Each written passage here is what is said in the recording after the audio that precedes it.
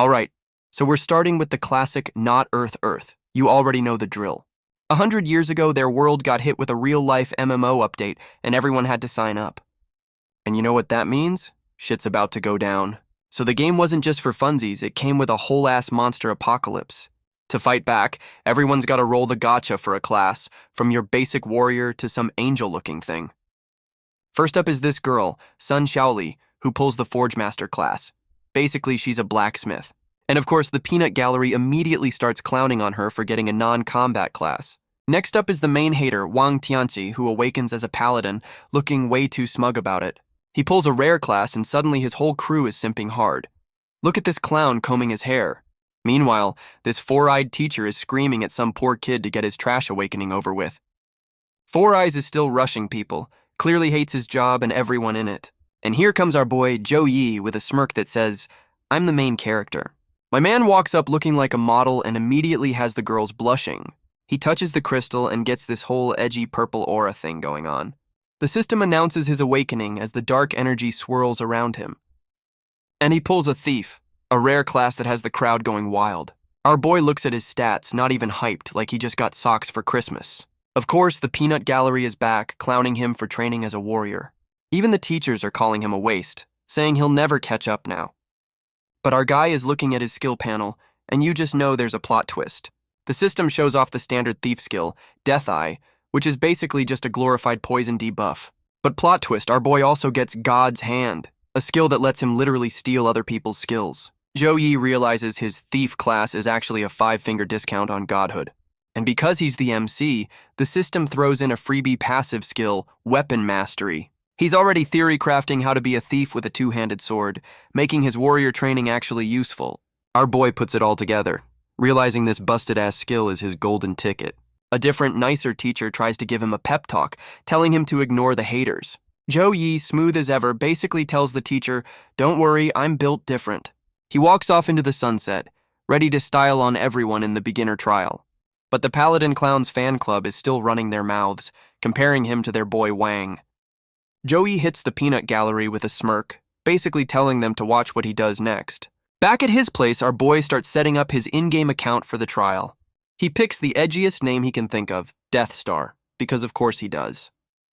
My man decides to skip the avatar creation, figuring his real face is all the intimidation he needs. He's too cool for profile pictures and just wants to get straight to the action. The system brings up the weapon selection screen, offering all the classic starter gear. He instantly locks in the two-handed sword, ready to be the world's first great sword-wielding thief. The countdown for the beginner's trial begins, and our boy looks way too calm about it. The system casually mentions the trial has a 0% pass rate, just to add a little pressure. And he's in, spawning into the trial looking like he's about to solo the whole damn forest. Zhou Yi spawns in and immediately starts admiring his new MMO drip, because priorities. The system immediately hits him with a monster wave warning, no time for a tutorial. Our boy is standing alone in a creepy-ass forest, waiting for the party to start. And the first wave is a bunch of ugly-ass goblins hiding in the bushes. The goblin leader starts talking mad shit, trying way too hard to be intimidating. Zhou Yi isn't even fazed, he's just hyped to test out his new cheat code skill. He's playing it cool, letting the goblin get right up in his face for the skill to work. He finally activates God's Hand, ready to yoink a busted skill from this chump. The system shows him the loot table, and it's absolute garbage from a level 1 mob. My man is absolutely fuming that his god-tier skill just stole a literal stick. The goblin leader is having a full-on existential crisis over his missing stick. The system hits him with the fine print, explaining his god-tier skill is just another gacha roll. Zhou Yi is absolutely losing it, ready to file a complaint with the system's manager for consumer fraud. While our boy is busy crying about the gacha rates, the goblin goes full rage mode. He blocks the swing and realizes it's time to use his other busted skill since the first one flopped. Our boy activates his aimbot eyes, locking on with the Death Eye skill. The system confirms Death Eye is a glorified wall hack that reveals the enemy's weak point. He leaps in for the kill and the system reminds us Weapon Mastery makes this whole thief with a greatsword thing work. My man's got that main character smirk back, ready to absolutely demolish this goblin. Zhou Yi goes full edgelord, bringing the greatsword down on the now terrified goblin. The system confirms he just crit-shotted the goblin's weak spot, folding him instantly. The rest of the goblin squad is absolutely shook, watching their leader get one-tapped. Our boy realizes his trash skill has multiple uses and decides to go on a looting spree. He goes full Goblin Slayer, yoinking stats and sticks from the whole mob with God's hand. Joey finally gets it. His busted skill is for farming mobs, not one-shotting bosses. The system announces Wave 2 is coming, and my man looks like he's ordering takeout. This next wave looks way more serious, like they brought the whole damn goblin army. Our boy is just hyped for more farming, telling the horde to bring it on.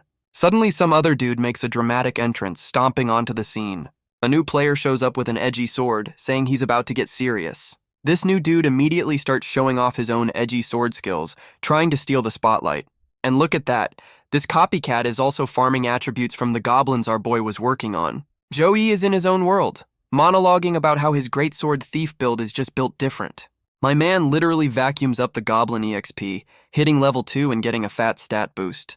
He pulls up his stat sheet, looking way too pleased with himself after 5 minutes of grinding. Our boy immediately starts talking about fighting the impossible final boss, because he's got that MC plot armor.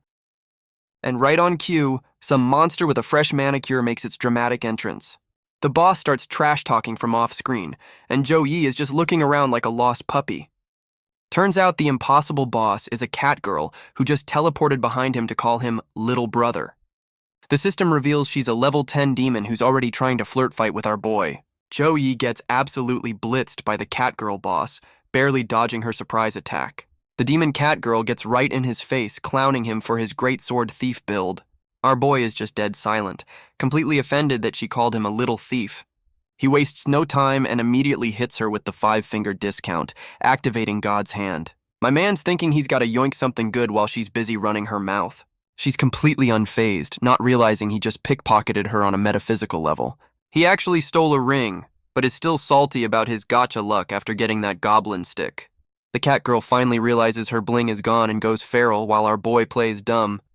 He checks the loot, but his skill is on cooldown, and he knows he's only got one more shot. With his main gimmick on a timer, our boy's only plan is to stall this demon cat girl. Joey starts his stall tactic by sweet-talking the demon cat girl about the ring he just stole. And of course, the demon cat girl immediately falls for it, getting all flustered by the compliments.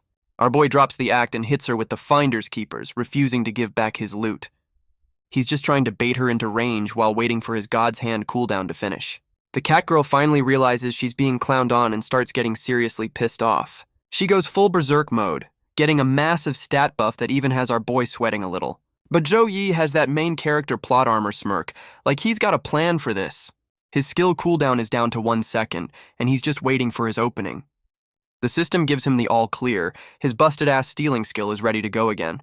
She unleashes her ultimate attack, and our boy meets her head-on, ready for a real fight. The demon cat girl lands a solid hit, and our boy Joey is definitely feeling that one. But my man just smirks, revealing he baited her attack while she's still screaming about him being a thief. He parries her ultimate move with his greatsword, finally proving his weird-ass build isn't just for show. The cat girl is completely shook that the decoration sword actually blocked her full-power rage attack. Joey hits her with a cold stare, thinking he's finally got her in perfect range for the real plan. With the cooldown finally over, our boy activates God's Hand for the second time, ready for the real heist. He's not aiming for another accessory this time. He's going straight for her most busted skill. And jackpot, the system confirms he just yoinked her ultimate move, 10 steps, 1 fatal strike. The cat girl is having a full-on meltdown, wondering why her ultimate skill suddenly got uninstalled. Joey pops up behind her with a new blindfold, about to hit her with her own signature move. He stacks his aimbot, Death Eye, with a damage buff, getting ready to absolutely end her career. His aimbot eye locks onto her weak spot, and you just know this is going to be a one-shot kill. The cat girl is absolutely bugging out, finally realizing he's about to hit her with her own move. She sees him in her reflection, looking way too calm about using a stolen ultimate for the first time. He hits her with her own ultimate, stacked with his aimbot, for a casual 9999 crit damage. The cat girl goes full villain monologue, screaming impossible as she gets deleted from the server. And just like that, our boy is standing over the impossible boss he just folded with her own move. She's still trying to process how a thief just broke the entire game's class system right in front of her. Joey hits her with the coldest name drop, revealing his edgy-ass IGN is Death Star. The system announces the impossible boss is dead, confirming our boy just cleared the 0% pass rate trial. Our boy is already patting himself on the back, analyzing how his busted skill combo just broke the game. The system rewards him for being the first to clear the 0% trial with a forbidden loot box. And just like that, the server-wide announcement has the whole player base simping for Death Star. Meanwhile, in some edgy-ass cathedral, a new villain faction makes its grand, evil-laughing entrance. This new psycho with the crazy eye is already obsessed with our boy's IGN. The cult leader starts screaming about sacrificing Zhou Yi to resurrect their Dark Lord. Typical Tuesday. On the flip side, we cut to the good guys at the Blue Star Federation headquarters. Their leader is already scrambling a team to find and protect Death Star from the murder cult. And our boy has no idea he's the most wanted man in the world, just feeling a random chill. Zhou Yi completely ignores the bad vibes and gets hyped to open his forbidden gacha box. Our boy is laser-focused, ready to see what kind of cheat code this forbidden box spits out. And it drops a legendary greatsword. My man looks like he just hit the gacha jackpot.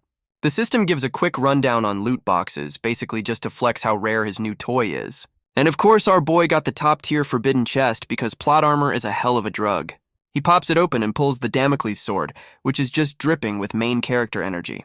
The stats are absolutely busted. It's a throwable nuke that gets stronger with more kills.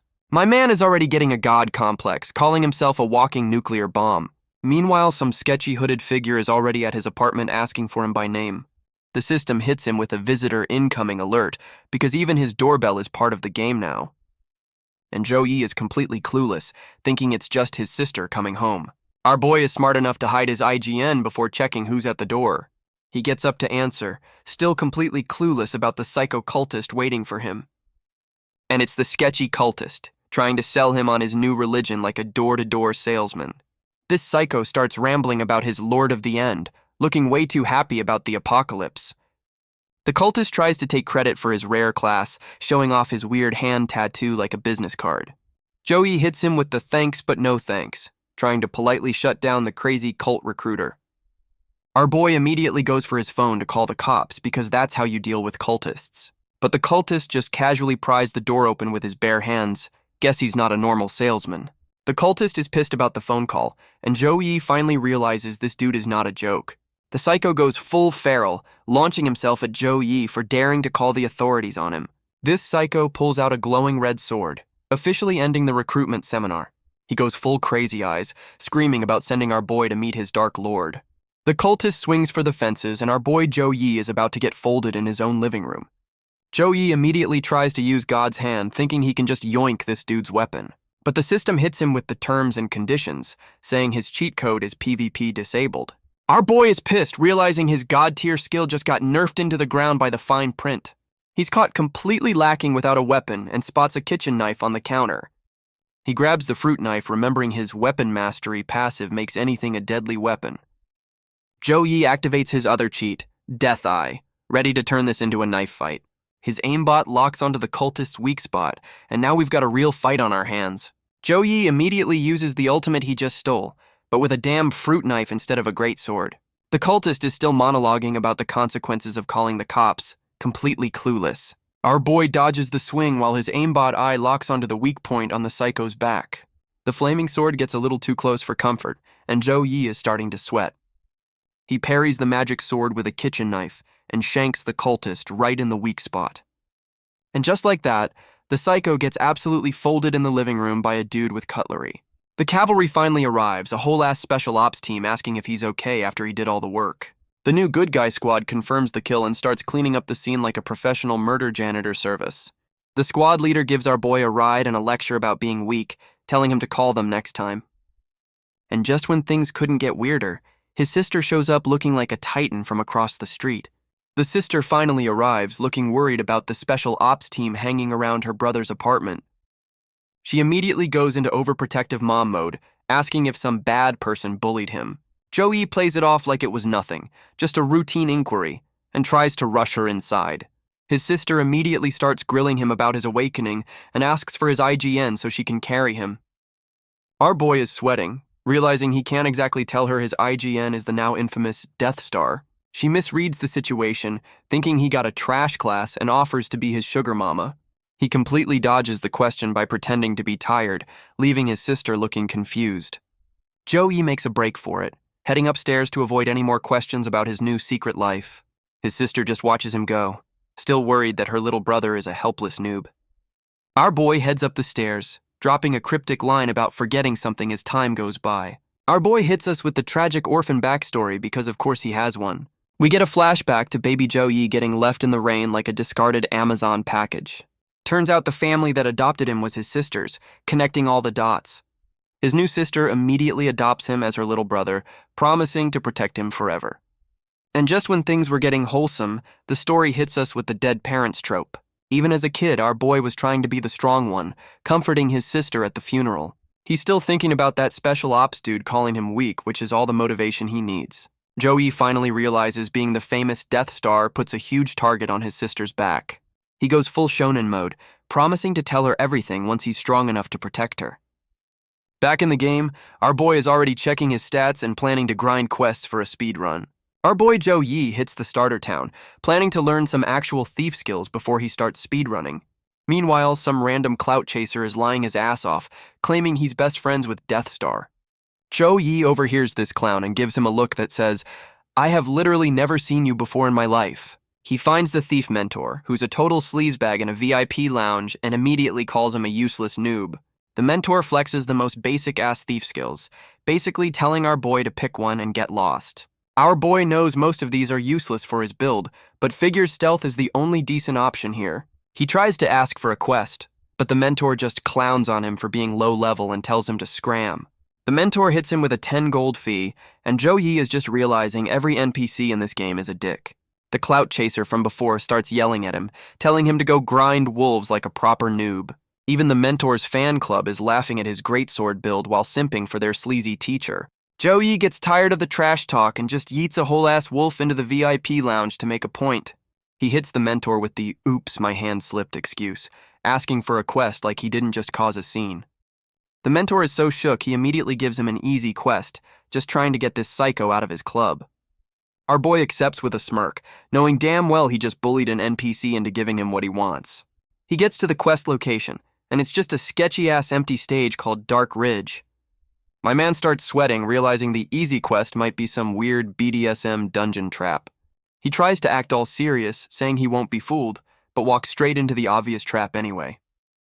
Joe-yi pushes open the giant doors like he owns the place, completely ignoring every single red flag. And of course, the floor immediately crumbles under him because this was obviously a trap, you dumbass. Our boy is now screaming as he plummets into a dark pit, courtesy of the sleazy mentor's beginner quest. Back at the club, the mentor's fan club is waiting for the news that our boy got folded. The sleazy mentor reveals he sent Joe-yi to the hardest quest in the area, all because his feelings got hurt. My man is still absolutely fuming about the wolf incident, holding a grudge like a true petty villain. Joe-yi makes a graceful landing, and by that I mean he face plants into the dungeon floor. Our boy just dusts himself off, completely unfazed by the fact he just fell into a death trap. The dungeon immediately throws 100 ghost knights at him because this is a beginner quest, right? Our boy realizes his usual one-shot and loot strategy won't work against a whole damn army. He remembers he has that busted-ass legendary sword he just got, perfect for some crowd control. My man just yeets his new sword and it turns into a literal Beyblade of death. And just like that, the legendary sword nukes the entire mob. Guess this quest isn't so hard after all. Our boy is admiring his new nuke sword, already feeling the god complex kicking in.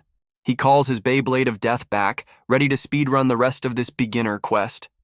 My man gets that "I'm about to break the game" smirk on his face. A giant red knight appears, and our boy is just staring it down like it's another Tuesday. He unleashes another massive AoE attack, and some random staff goes flying out of the explosion. Joe-yi just casually collects the loot, complaining that this hardest quest is actually a joke. He checks his inventory and is already complaining about the trash tier drops from the mobs. Suddenly, some weird glowing rose thing appears because the quest isn't over yet. Turns out the rose came from a two-headed skeleton boss, and our boy is just standing on its shoulder. The boss finally notices him, hitting him with the classic "you killed my guys" villain line. The two-headed skeleton boss goes full rage mode, screaming about making our boy pay with his life. Joey hits him with the MC smirk, basically telling the boss to bring it on if he's got the skills. Our boy finally uses an actual thief skill, activating stealth to get the drop on this chump.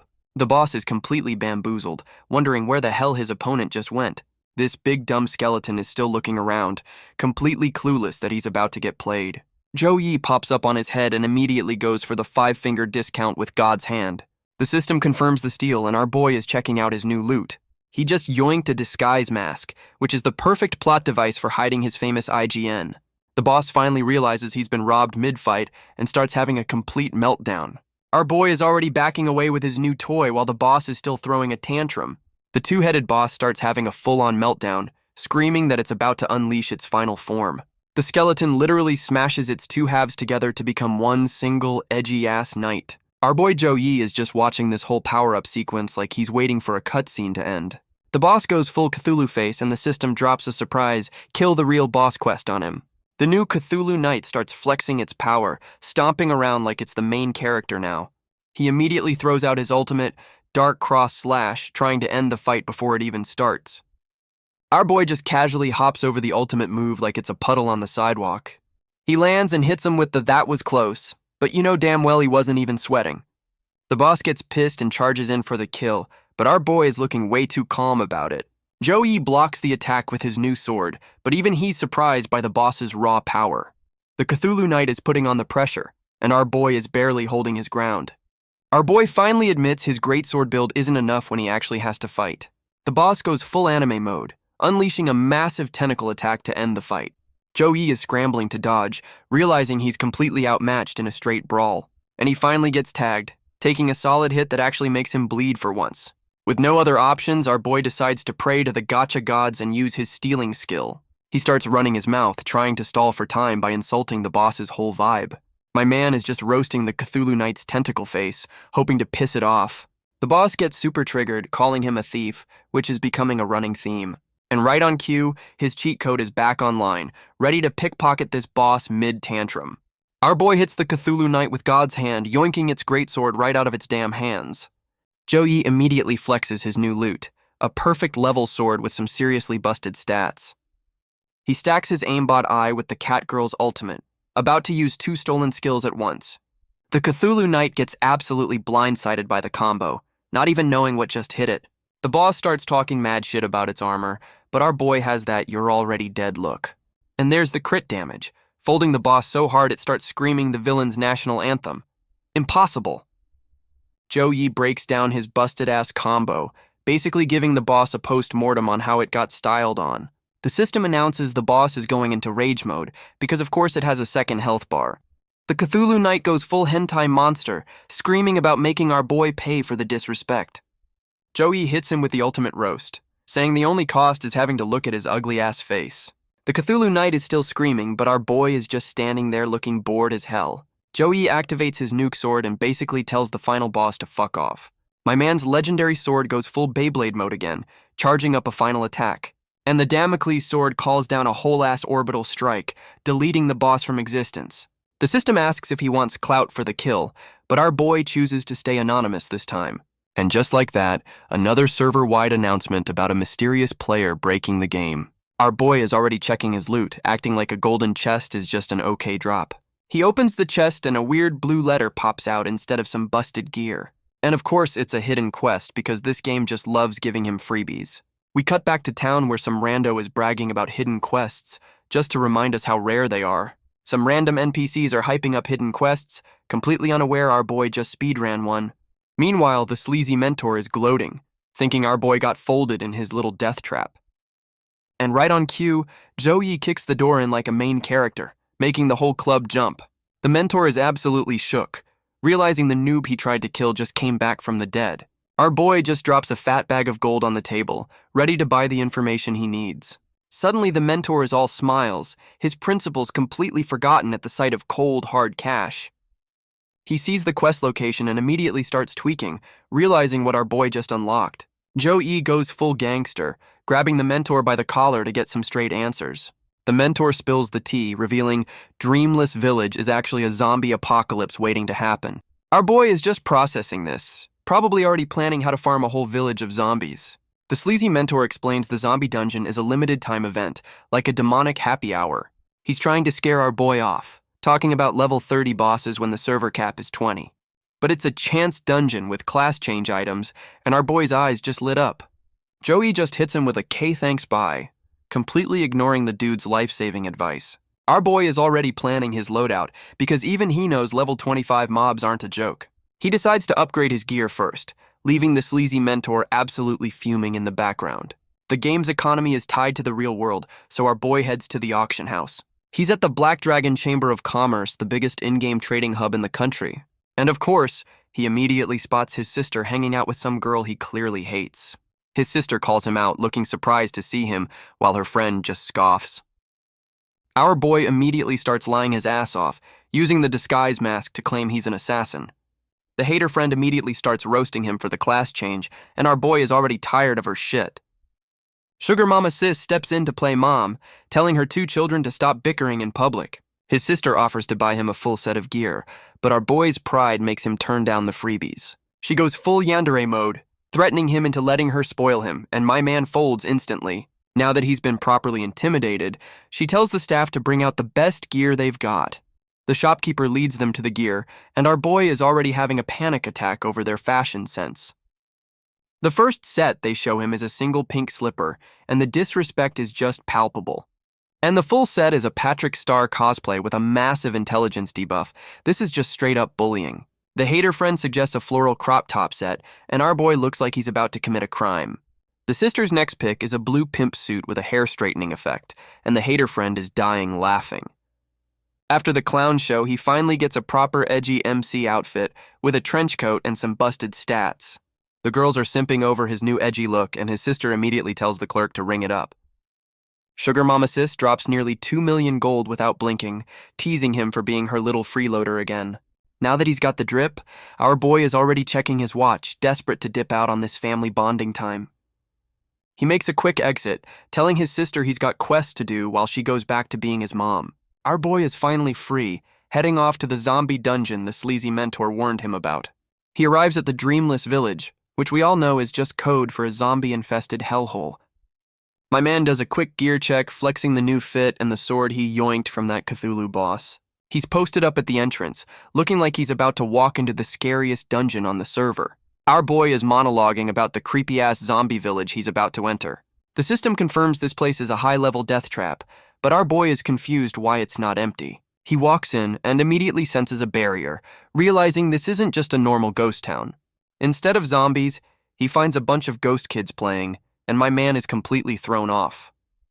One of the ghost kids face plants, and our boy's tough guy act immediately cracks. He goes full Big Brother mode, checking on the kid who just ate dirt.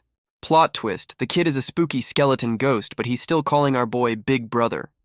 He touches the kid and gets hit with a traumatic flashback of the village getting absolutely wrecked. The vision hits way too close to home, reminding him of his own tragic backstory. And of course, the game hits him with a flashback to his own dead parents, because this quest is just emotional damage. Our boy is officially pissed, calling out the knights who wrecked the village while flexing his stolen sword. He's standing in the middle of the flashback, calling out the knights for being absolute trash bags. And here are the culprits, the knights who started this whole zombie apocalypse in the first place. The knights go full ghost mode, turning into some green-flamed skeleton chumps. The system confirms these level 25 skeletons are the next wave, and they're all charging at once. Joe Yi is completely over it, pulling out a skill card and telling the whole mob to shut up. He hits them with the ultimate flex, saying they're too trash to even rob while his ghost clone intimidates them. One of the skeletons tries to get a hit in, swinging its sword like it actually has a chance. Another one powers up with some edgy red aura, trying way too hard to look threatening. And our boy just casually one-shots the whole squad with his Beyblade sword, not even breaking a sweat. Our boy is standing in the aftermath, looking like he just committed a war crime and has zero regrets. He's literally screaming, "Shut up," while one-shotting the whole mob with 6k damage numbers. The system confirms he's so OP he broke the level cap, and now his XP is on backorder. And the game promises to drop all that banked XP on him once he finishes this quest chain. Right on cue, the system drops the next objective: kill the final boss of this hellhole. The whole damn village starts shaking, and our boy knows the main event is about to start. A giant spooky skeleton hand just bursts out of the ground because subtlety is for losers. And here's the final boss, a level 30 undead lord 10 levels above the server cap. This chump immediately starts monologuing about being an immortal lord, like we haven't heard that one before. The boss locks onto our boy through its chest orb, but Joe Yi is just staring back unimpressed. Our boy stacks his stolen ultimate with his aimbot eye, about to delete this chump from the server. He hits the boss with a cold-ass one-liner, telling it to stay in the grave where it belongs. And just like that, the level 30 boss gets absolutely folded by a single combo. The system drops 2 items and my man is already checking out his new bling. The bracelet lets him summon his own skeleton buddy, because why not add Necromancer to the build? He also gets a skill book for a speed and dodge buff, another perfect drop for his class. My man immediately learns the skill, calling a 60% dodge buff 5 seconds of straight-up invincibility. He gets the boss's broken helmet as a quest item, basically a trophy for his collection. Our boy is already figuring out this helmet is the key to the next part of the quest chain. He heads deeper into the village, looking for some person named Xiao Yu to finish the job. Our boy finds the quest objective, a lone ghost girl standing in the middle of a creepy-ass cemetery. The system hits him with some edgy flavor text while the ghost kid is having a full-on emotional breakdown. He goes into Big Brother mode, trying to comfort the kid while confirming she's his quest target, Xiao Yu. The ghost kid immediately confirms her identity and latches onto him, which you know is hitting his orphan backstory button. Our boy tries to gently explain the quest, but he's about to learn that kids and trauma don't mix. She spots the boss helmet he's carrying and immediately recognizes it, going into a full-blown panic. The ghost kid goes feral and shoves him, accusing him of being one of the bad guys, and our boy is completely lost.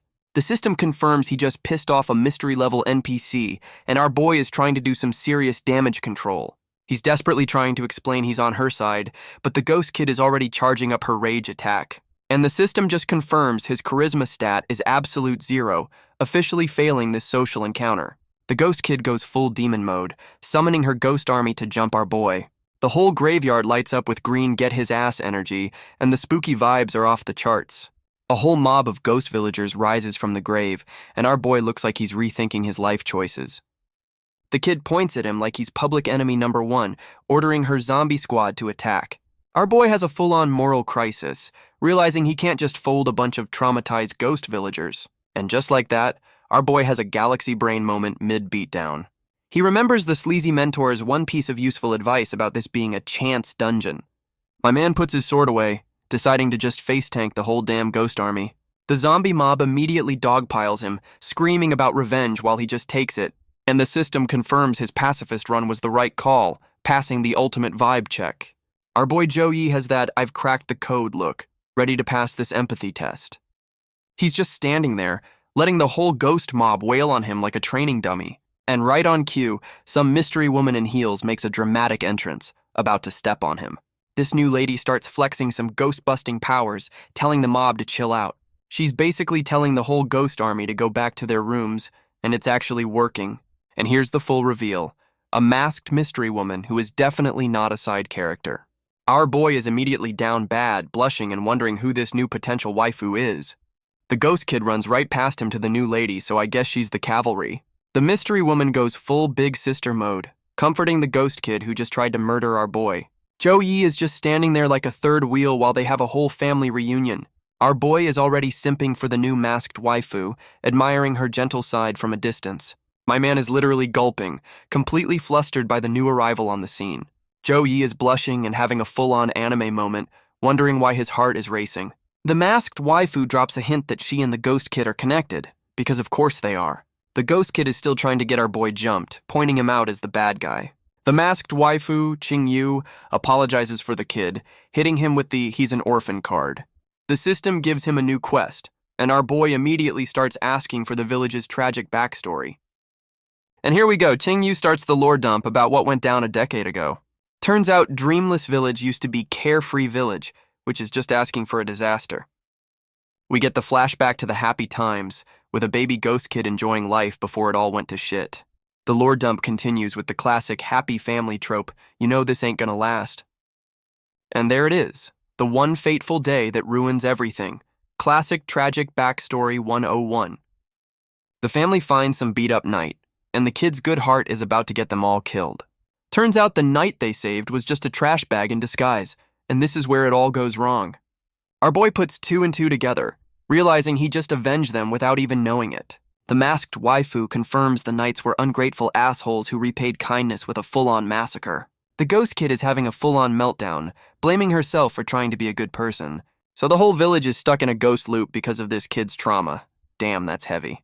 The system just hits him with the sadness overload alert because even the game feels bad for her. And all that trauma just triggered her berserk mode because this quest just keeps getting worse. The masked waifu, Qingyu, tells our boy to dip before he gets permanently trapped in this emo storm.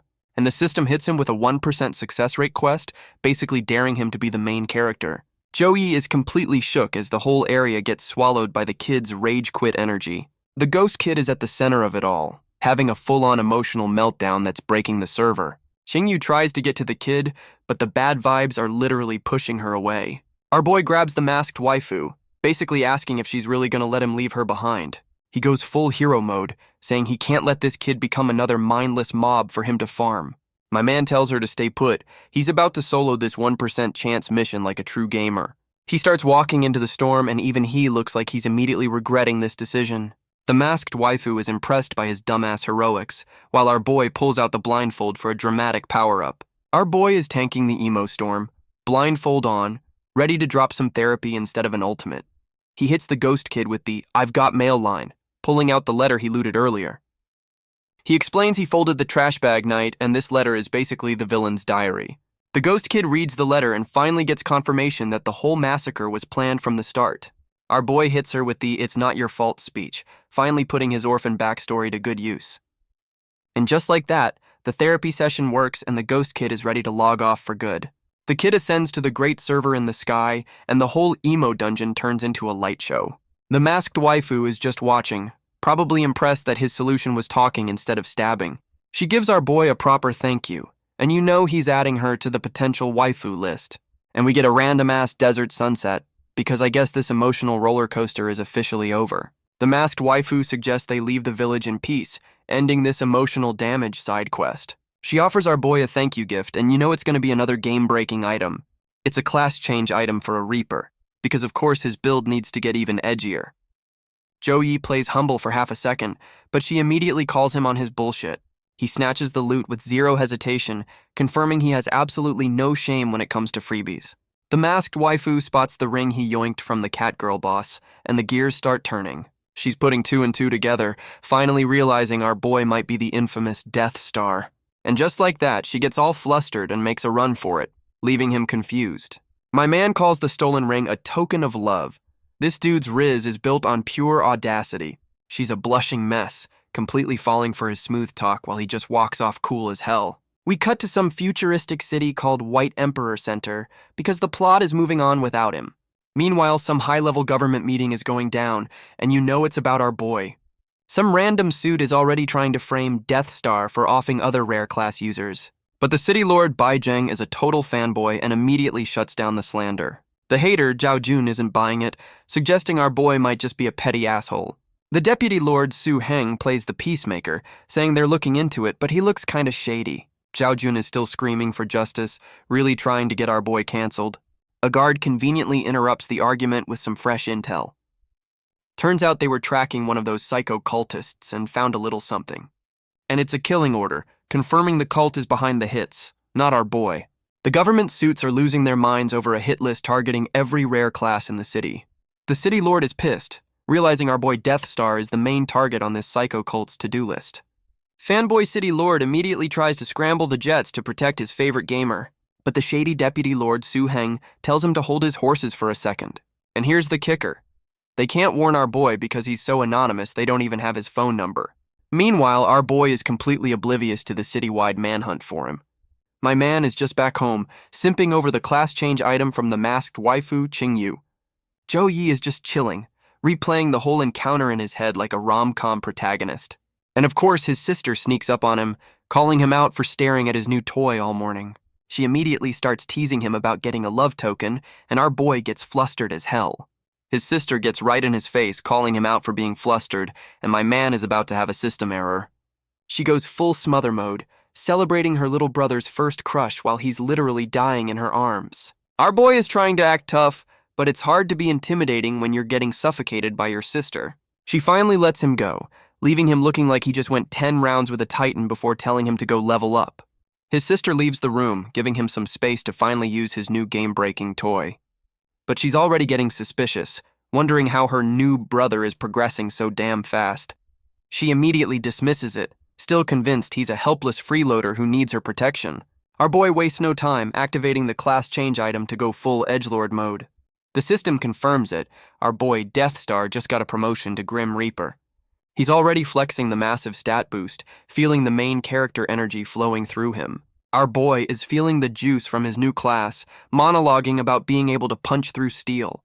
He gets a little too hyped and accidentally punches a hole clean through his apartment wall. And his sister, who was just leaving for work, sees the side of her building just explode. She's screaming at him through the hole about her flowers, threatening his breakfast privileges. He peeks through his new custom window to ask where she's going, and she just yells, "Work," at him. Our boy checks his stats and immediately starts complaining about his low intelligence, blaming the class for it. His inner demon pops up to tell him it's not the class, it's his sister's bloodline suppression. Joe-yi is not having it, and just tells his chibi inner monologue to get lost. He notices his new Reaper class came with a talent bar and 2 new skills locked behind level requirements. The first skill is a busted true damage passive, and he's already theory crafting a 10-hit kill combo. Our boy is already planning his level 35 build, getting way too excited about his new edgelord class. He's so hyped to grind, he grabs his sword and makes a break for it, ready to go farm some mobs. But his inner monologue hits him with the reality check. His sister told him to clean up the damn wall he broke. And there's the hole, a beautiful monument to his lack of self-control and his future chores. So instead of grinding, our boy is taking out the trash like a responsible adult who just committed property damage. While he's doing his chores, some mystery woman in heels shows up to interrupt his punishment. The red-haired guild recruiter introduces herself, already trying to scout him for his assassin class. She hits him with the guild sales pitch, offering a special 10% income tax like it's a great deal. The recruiter goes for the classic honey trap, trying to use her personality to seal the deal. But our boy has achieved enlightenment, hitting her with a hard pass and leaving her completely shook. The recruiter is having a full system meltdown, wondering why her legendary Riz just got no-selled. She's still trying the hard sell, but our boy is looking down on her like she's a pop-up ad. She drops the act and goes full demon mode, revealing this recruitment is a life-or-death KPI.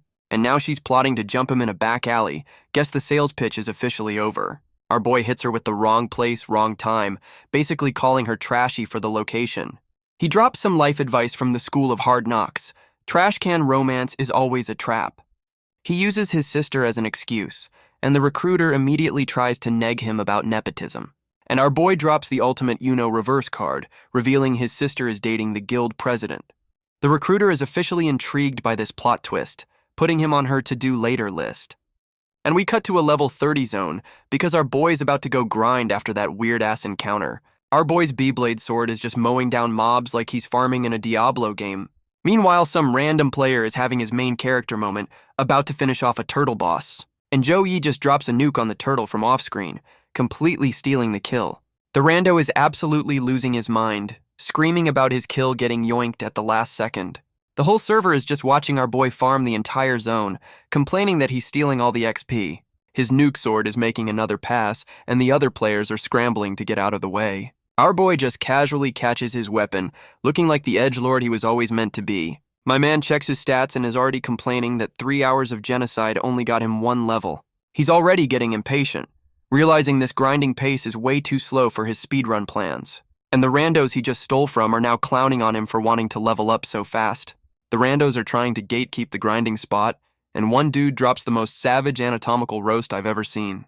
Our boy hits them with the "it's a public area" logic, basically telling them to get good or get lost.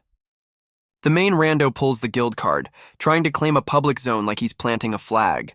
And just like that, the whole clown squad decides to jump him for the crime of being better at the game. My man just smirks as his eye glows. You know he's about to teach these chumps a very painful lesson. He catches an arrow with his bare hand and basically tells them to bring it on. The disrespect is palpable. Joe-yi is literally inviting the whole mob to jump him at once. This is just a warm-up for him. He unleashes a purple AoE attack, folding the entire squad like they're level 1 slimes.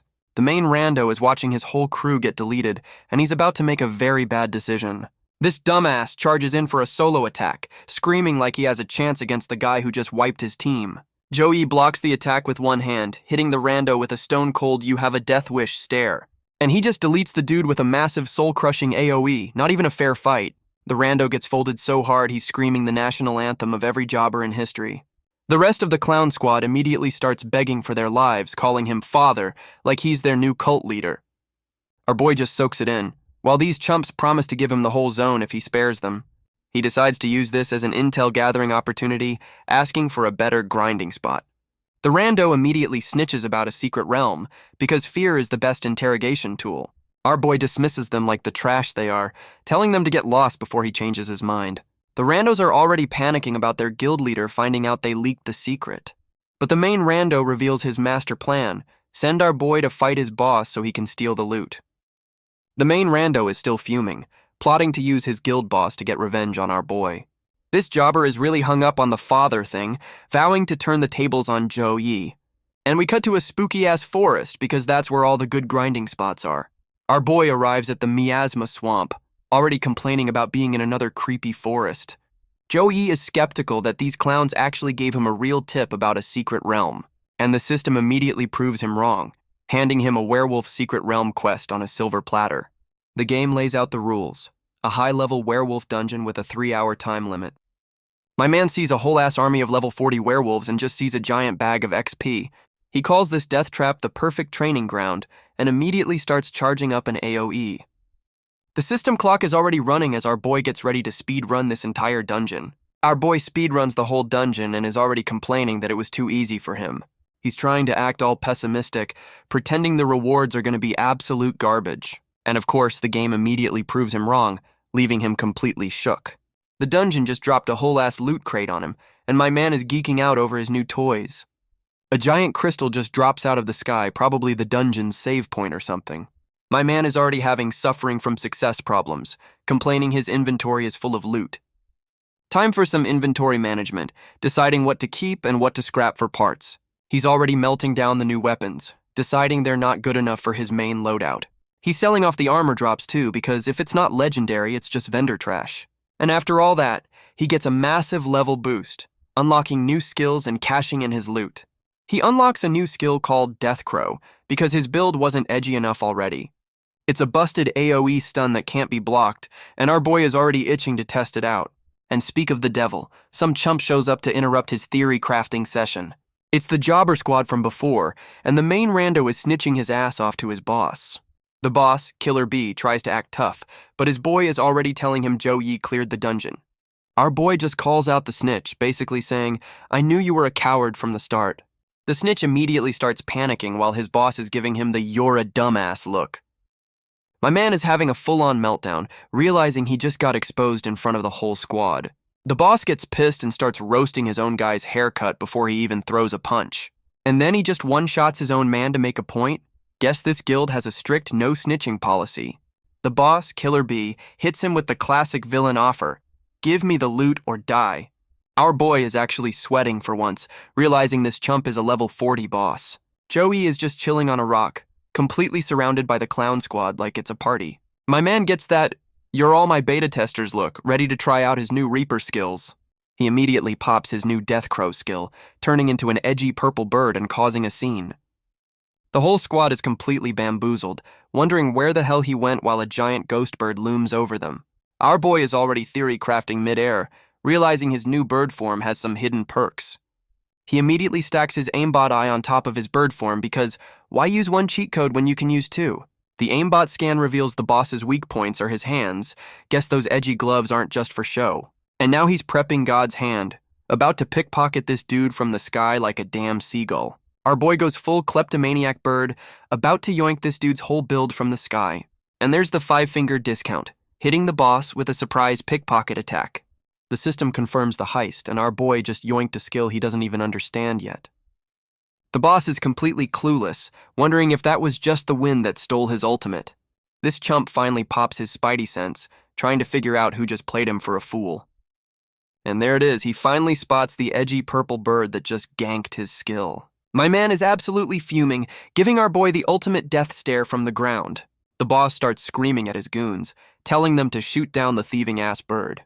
And our boy just unleashes his unblockable stun move, about to turn this whole squad into statues. The whole clown squad gets CC'd while the boss tries to summon minions, but it's way too late for that. The boss tries to summon his minions, but they're all stunned, so he's just yanking around a bunch of statues. Our boy is just staring down from the sky, looking like the edgiest bird in the entire server. Joey dives in for the kill, about to turn this chump into a highlight reel. He hits the boss with a massive purple slash, and the whole squad just watches their leader get styled on. The boss is actually shook, realizing the kid he tried to jump is a whole-ass raid boss. This chump starts talking trash about melting down our boy's sword, like he's even gonna touch it. The boss reveals his ultimate is just turning his own crew into a disposable zombie army. Our boy is already breaking down the skill, figuring out how to counter this chump's whole build. Killer B starts monologuing about his new plan, because villains just love to hear themselves talk. And his master plan is to turn our boy into a zombie slave. This dude is absolutely delusional. Our boy gets pissed that this chump even dared to look at his legendary sword. The disrespect is real. He pulls out the skill he just yoinked, basically telling the boss, "You just activated my trap card." The boss thinks our boy is running away into the secret realm, completely oblivious he's being baited. Killer B and his whole clown squad are about to follow him in, thinking they've got him cornered. The boss's brilliant plan is to trap him with a werewolf army, but he's just delivering more XP. Our boy hits him with a deadpan stare while the boss is still yapping about his dumbass slave plan. The dungeon's alpha werewolf shows up, and this is supposed to be the big, scary threat. Joe Yi is just checking out the werewolf's stats like he's at a pet store picking out a new dog.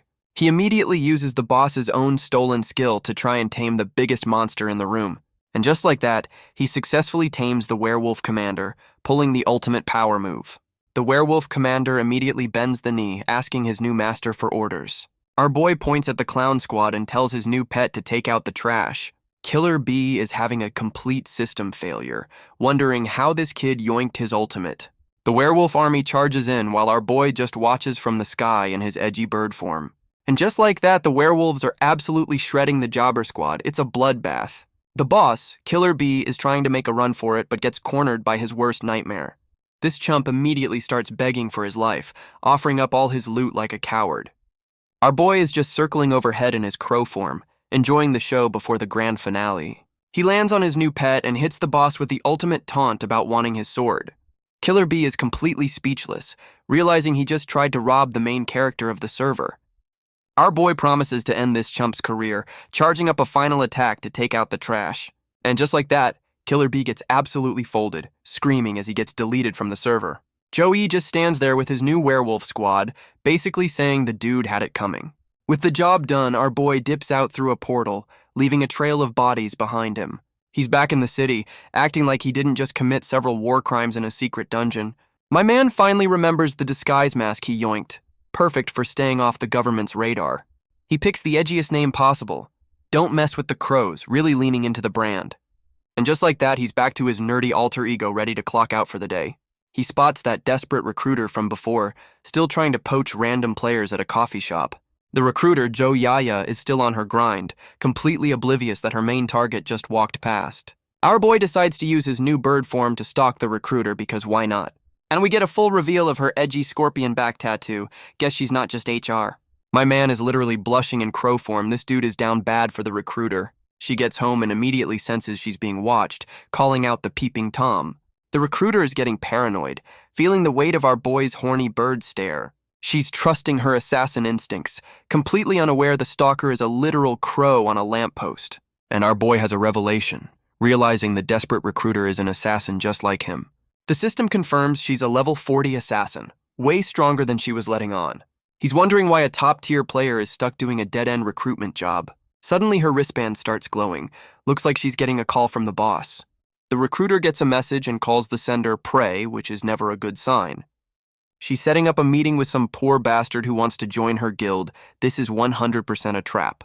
She heads off to the meeting spot, while our boy follows in his edgy crow form, playing detective. The meeting is at some sketchy-ass hotel, and our boy is doing a full-on aerial surveillance mission.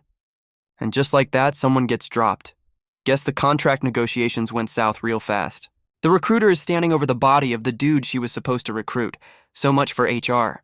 She goes full psycho mode, monologuing about killing rare class users to keep them rare. This psycho just leaves the body on the floor and dips out like she's leaving a bad Yelp review. Our boy sees the whole crime scene from the window, getting a front row seat to the murder. My man is having a full-on I almost died moment, realizing he dodged a massive bullet with this one. Our boy is having a full-blown panic attack, spam calling his sister after seeing that psycho recruiter's handiwork. Meanwhile, his sister is completely oblivious, chilling at some fancy-ass hot spring resort. Sugar Mama Sis is at a spa day with the hater friend, and things are getting a little handsy. And there's our boy's panic call, completely ruining the vibe of their girls' night out. The hater friend is throwing a tantrum, telling his sister to just ignore the call like a true villain. His sister roasts him for being a clingy little brother, but you know she's still a little worried. The hater friend goes full yandere, demanding all the attention because it's her birthday. Sugar Mama Sis is finally asking the real questions, like why her friend is so damn jealous of her brother. Back to our boy, who's officially in overprotective mode, assuming his sister's already been offed. He goes full Liam Neeson, vowing revenge while flying right past the psycho recruiter who started this whole mess. We cut to some rich-ass neighborhood, probably where all the shady deals go down. Our boy's crow-stalking reveals the psycho recruiter and her partner are full-blown doomsday cultists. The partner tells the psycho she's making too much noise, but she's on a mission to find Death Star. Our boy is just processing the fact that a top 10 psycho cult has him on their most wanted list. Her partner calls out her dumbass plan of killing random noobs to find one specific guy. The psycho recruiter explains her galaxy brain logic. Our boy must be a noob because he got a rare chest. My man is just sarcastically soaking it in, realizing he's the main character in their psycho fanfiction. The partner asks why they're so obsessed, and she drops the bomb that our boy can resurrect their evil god.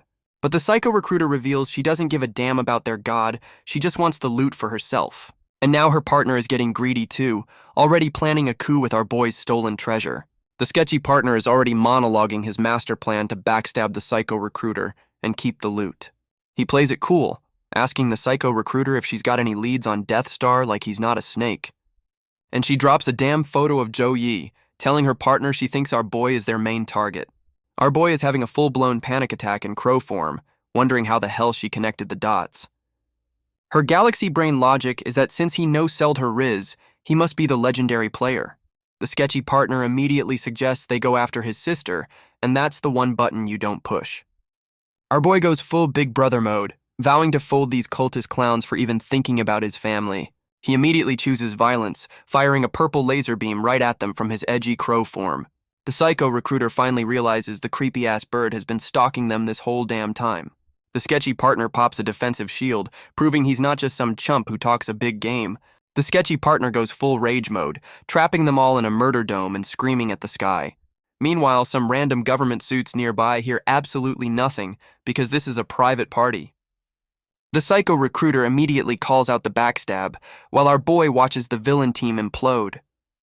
She flexes her assassin class, popping a poison dragon AoE and talking mad shit for a trapped person. Our boy's crow form gets caught in the blast, realizing he's about to be collateral damage in this lover's quarrel. But the sketchy partner just face tanks the whole thing with an invincibility skill, flexing his level advantage. The psycho recruiter is absolutely livid her ultimate got no-selled and is ready to throw hands for real. She goes full ninja mode, using a clone rush attack to try and overwhelm the big dumb tank. The sketchy partner just casually punches the ground, deflecting her whole combo like it's a joke. And she gets completely shut down, realizing her partner was sandbagging this whole damn time. The psycho recruiter is doing some high-speed parkour to dodge the sketchy partner's attacks.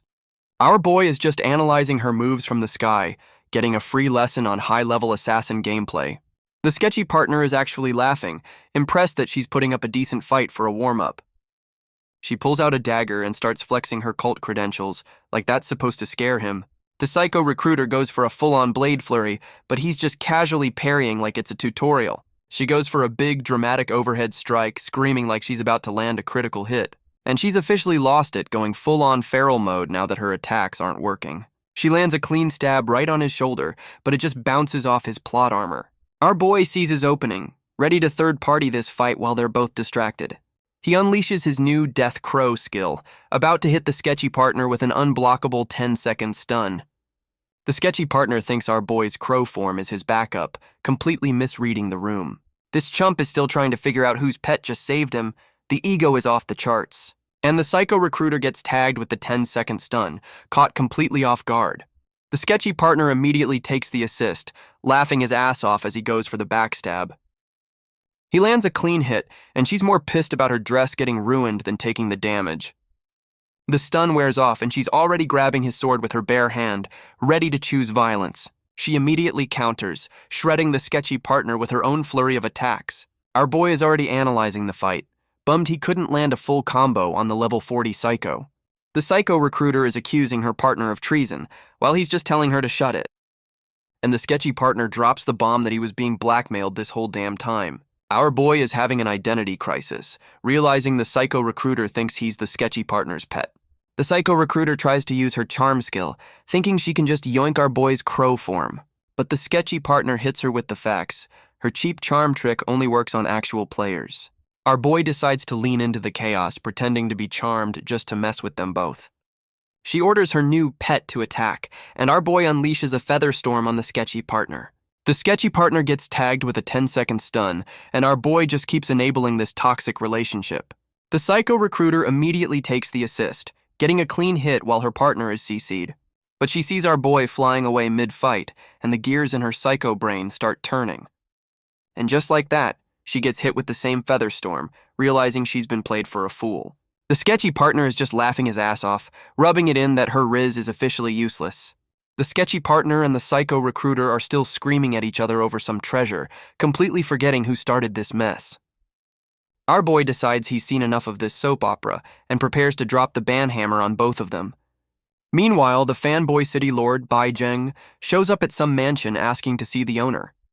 The city lord and some butlers start booking it towards the backyard, probably hearing the villain team implode.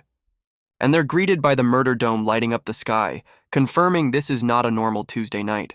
Back in the dome, the two clowns are trying to negotiate a truce because backstabbing is hard work. They both see an opening to attack, completely oblivious that our boy is about to third-party them into oblivion. And here he is, our boy in his new disguise, popping his aimbot eye to add some extra salt to the wound. He drops a massive sword slash that has both cultists panicking about the new raid boss who just crashed their party. The sketchy partner is completely shook that another masked edgelord showed up to the function. Our boy's sword nuke absolutely demolishes the sketchy partner's defensive shield. The whole murder dome gets lit up as the shield shatters into a million pieces. Joey just lands in the middle of the crater he made, looking completely unbothered. My man is actually wondering if he overdid it, asking if he just accidentally one-shot them. He's just standing at the edge of a massive crater, admiring his own property damage. The sketchy partner is barely hanging on, saved only by some last-chance plot armor necklace. This chump is power-scaling mid-fight, thinking our boy is level 80 for almost one-shotting him. The psycho recruiter is also alive, recognizing our boy's silhouette but can't quite place him. And right on cue, the fanboy city lord shows up, yelling about who's messing with his city. Some new suit shows up and drops a level 100 barrier, trapping everyone in a new, fancier dome. Our boy's got that I'm about to end this man's whole career grin on his face. He hits them with a 10-hit combo, basically turning the whole area into a blender. The new suit is losing his mind as his boss-level barrier gets deleted like a spam email. The sketchy partner is running for his life, wondering what kind of cheat code our boy is using. The new suit immediately accuses our boy of being a cultist, completely misreading the room. And the hater from the meeting, Zhao Jun, immediately starts playing the victim, denying everything. Our boy just points at the psycho recruiter, outing her as the serial killer they've been looking for. The new suit puts the hater on blast, asking why a known terrorist is chilling at his house. The hater immediately folds and throws the psycho recruiter under the bus, blaming his own greed. The new suit turns to the psycho recruiter, basically giving her a chance to snitch back. The psycho recruiter takes the fall for everyone, basically saying, "Yeah, I did it, what now?" And she immediately hits the eject button with a teleport skill, leaving them all in the dust. The new suit tries to stop her with a last-second attack, but he's way too slow on the draw. Her escape move clashes with his attack, and she's already logged off from this conversation. The government suits are left completely dumbfounded, also realizing our boy ghosted them mid-fight. The psycho recruiter is fuming in some back alley, blaming the swordsman and crows for her bad day. She immediately gets the feeling she's being watched, seeing a familiar shadow on the ground. And there's our boy in crow form, explaining that birds have a literal bird's-eye view of her escape route. She's still not putting it together, accusing his bird form of being in league with the swordsman. Our boy's crow form hits her with the classic edgelord monologue about repaying every offense 1,000 times. The psycho recruiter gets absolutely peppered by his feather storm, screaming empty threats as she gets folded. Meanwhile, his sister is back home, looking bored as hell waiting for him to show up for dinner. She's already assuming he's out getting laid, completely unaware he's busy committing bird-based felonies. And right on cue, the door opens because our boy's timing is always dramatic as hell. His sister gets all excited, thinking her little freeloader is finally home for his meal. Our boy just stumbles in and faceplants into her, looking like he just saw a ghost. And we're in a full-blown nightmare sequence where some trash bag is making him choose between his sister and his waifu. My man is losing his shit, screaming at the nightmare villain to let them go. He wakes up from the nightmare and immediately panic grabs the first thing he can reach. And it's some random white-haired girl, who is definitely not his sister, and he's in her room with a handful of plot. The hater friend immediately goes feral, accusing our boy of assault when he just woke up from a nightmare. And right on cue, Sugar Mama Sis walks in, completely oblivious to the 5-alarm fire of awkwardness. His sister completely misreads the room, thinking her brother and her friend are finally bonding. The hater friend is still roasting him while our boy just wants this random girl out of his damn room. At the dinner table, the hater friend immediately starts grilling him about why he was spam calling his sister. Our boy flips the script, asking his sister why she was ghosting his calls all night, and they both look caught. Sugar Mama Sis tries to change the subject with a chicken leg, but the damage is already done. My man puts it all together, realizing his sister and the hater friend were together, and he wants answers. The hater friend tries to cover with a weak-ass excuse about working overtime, but the blushing says otherwise. Our boy hits them with the smuggest look imaginable, totally calling them out on their overtime bullshit. Our boy immediately starts grilling them, asking what secret realm is so important they'd be working overtime all night. The hater friend drops the name of the new raid dungeon, Shadow of the Black Sun. And we get the lore dump. It's a massive zombie-filled death trap that's been wiping guilds left and right. The hater friend drops her galaxy brain theory that there's a hidden boss, and the main loot is still up for grabs. Our boy's loot goblin senses are tingling, realizing there's a whole treasure chest no one has claimed yet. But Sugar Mama Sis immediately shuts him down, telling him the big kid's table is too dangerous for him.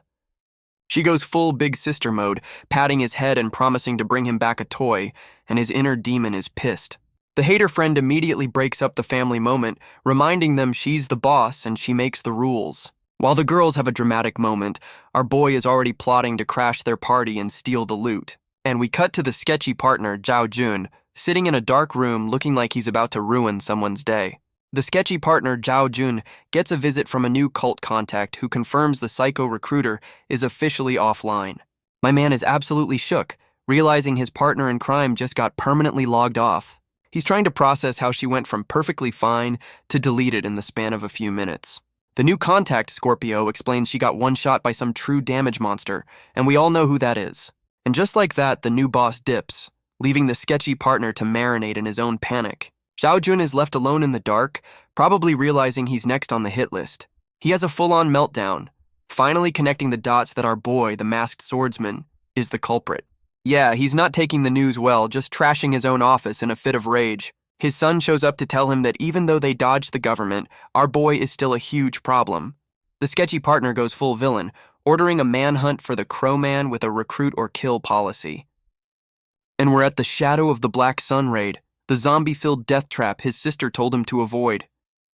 Sugar Mama Sis and the hater friend are in the thick of it, getting absolutely swarmed by mobs. The hater friend drops a massive water AoE, basically turning the whole area into a zombie-filled water park. And just like that, the hater friend loses track of Sugar Mama Sis and immediately starts panicking. Sugar Mama Sis is getting completely overwhelmed, barely blocking the horde with her bow. The hater friend goes full Beyblade mode with her scythe, trying to clear a path to her girl. And our boy drops in like a damn superhero, saving his sister at the last second in his edgelord disguise. He hits her with the "you're safe now" line, and she's just staring, completely starstruck by this random masked dude. Our boy has a full-on oh shit moment, realizing his own sister has absolutely no idea who he is. And Sugar Mama Sis is already simping for the masked hero, wishing her weak little brother could be like him. Our boy is so good at the hero act that his own sister is begging to be his disciple. This is peak comedy. The hater friend is checking on Sugar Mama Sis, who's dropping some weird once a teacher, always a father line. And the hater friend immediately goes full yandere, calling out his sister for simping over the masked stranger. So the hater friend tries to pay him off with a fat stack of gold, basically a stay away from my girl fee. Our boy is absolutely losing his mind over the gold, realizing he just got paid more than a guild salary. Sugar Mama Sis is just thanking him for the save, completely unaware of the silent transaction going down. And she's finally starting to connect the dots, realizing this masked hero has her brother's eyes. Our boy goes full Big Brother mode again, pulling her behind him as the next wave of mobs shows up. The whole damn zombie army is back for round 2, and our boy is about to get some more XP. And just like that, the hater friend gets knocked off the ledge, leaving our boy alone with his sister. Our boy pops his aimbot eye, ready to show his sister what a real gamer looks like. He goes back to back with his sister, dropping a combo move that's pure main character energy. And just like that, he nukes the entire field, leaving nothing but XP dust behind. The hater friend is back, trying to thank him for saving her woman with another bribe. My man plays it cool, acting all shy like he's not about to yoink that payment instantly. He cashes in 1,000,000 gold while the girls make a run for it, leaving him with the bag. The hater friend is still fuming, calling our boy a hired thief while his sister is still simping. Our boy just shrugs it off, ready to go solo the rest of this dungeon for the real prize. He sends his Beyblade sword out to clear the path because walking is for side characters. We cut to some other poor bastards getting swarmed trying to protect some new rando. Some new clown squad is getting absolutely wrecked, and their leader is whining about losing his scout. This new chump is worried about some little witch and his family's reputation, confirming he's with the sketchy partner's crew. His goon is panicking about finding a new scout, basically admitting this dungeon is way out of their league. The leader's brilliant plan is to just jump another guild and enslave their thief. Real top-tier strategy.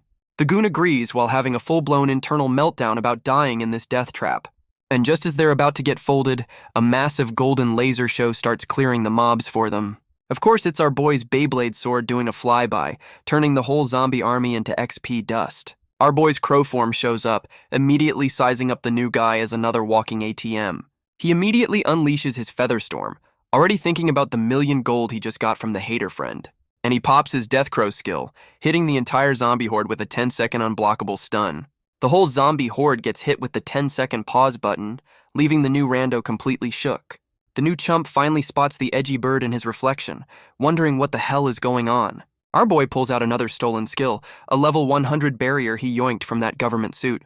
He drops the stolen barrier, trapping the new clown squad and all the mobs in a fancy new murder dome. The sketchy partner's son is losing his mind, realizing the swordsman is also a damn magician. And he stacks another stolen skill on top, a soul-burning flame that doubles all damage. Our boy just unleashes a purple nuke, turning the entire murder dome into a giant XP farm. The new chump finally connects the dots, realizing this monster is the guy his dad is hunting. Our boy just chills on a branch in crow form, admiring his work after deleting the entire wave. The new rando tries to recruit him, but our boy hits him with a hard pass, not even giving him the time of day. Our boy's crow form flexes that he just cleared the whole zone, basically asking what else there is to do. The new chump tries to bribe him with 200k gold, and our boy just calls him stingy after that $1 million payday. He just flaps his edgy wings and starts to dip, completely unimpressed by the lowball offer. The rando is begging for his number, but our boy hits him with the too much trouble and ghosts him. While flying away, he notices some random ring he's carrying is starting to heat up like a hot pocket. And out of nowhere, a massive energy wave tries to turn him into a purple smear on the wall. He gets caught in some kind of energy cage. Looks like the dungeon's security system just woke up. My man barely dodges, realizing he just walked into a high-level skill trap completely by accident. He recognizes the Black Moon aura, finally connecting the dots to the dungeon's name. And the system confirms it. His Hot Pocket ring is the key to summoning the hidden boss. The dungeon's security system is officially pissed, summoning the final boss in a massive energy nuke. And here's the hidden boss, a level 50 demon queen with stats that could delete a whole server. Our boy realizes the random ring he yoinked was a damn key, basically summoning this boss by accident. The demon queen is already screaming about heresy, charging up a fire attack to punish the thief. She unleashes her immortal flame, a massive AoE that's supposed to be a raid wiper. Our boy is completely unbothered, seeing her army of fire bats as just more target practice. He immediately goes for the pickpocket, using God's hand to rob the boss mid-monologue. The demon queen is absolutely fuming, realizing some thieving-ass bird just yoinked her shit. The system confirms he stole her sword, and my man is already complaining it wasn't a better skill. He immediately counters with his own Death Crow skill, about to hit the raid boss with a 10-second stun. The demon queen is completely shook, realizing she just got hit with an unblockable stun from a damn bird. The system confirms the 10-second CC as our boy drops his crow form to go for the finisher. My man immediately equips the sword he just yoinked, ready to style on her with her own weapon. He unleashes her own ultimate right back at her, and she's screaming as she gets hit with the Void Slash. She's still pulling the "you can't kill me" card while the stun timer is literally at 1 second. And just like that, the boss gets deleted, and our boy gets a level up and a new skill for his troubles. The whole dungeon just explodes in a wave of red energy, with our boy's crow form at the center of it all. He's back in human form, wondering where his loot is, but some mystery voice wants him to trade the ring for it. The Demon Queen is back, claiming she's just a ghost now and trying to cut a deal with the guy who just killed her. She tries to threaten him for the ring, but our boy immediately calls her out on her weak-ass intimidation tactics. The Demon Queen tries to act tough, thinking her ghost form has any leverage here. Our boy is just flexing the new skill he got from killing her, ready to test it out immediately. She's completely clueless, still trying to figure out why the guy who just folded her isn't scared. And he drops the new Soul Lock skill, basically a high-level Pokemon capture move. The Demon Queen gets wrapped up in chains, still trying to pull rank while getting CC'd. My man just yanks her across the floor like he's starting a lawnmower. The disrespect is unreal. She lands at his feet, and he's already monologuing about her new career as his personal pet. And just like that, the raid boss bends the knee, calling him master. My man collects waifus like they're loot drops.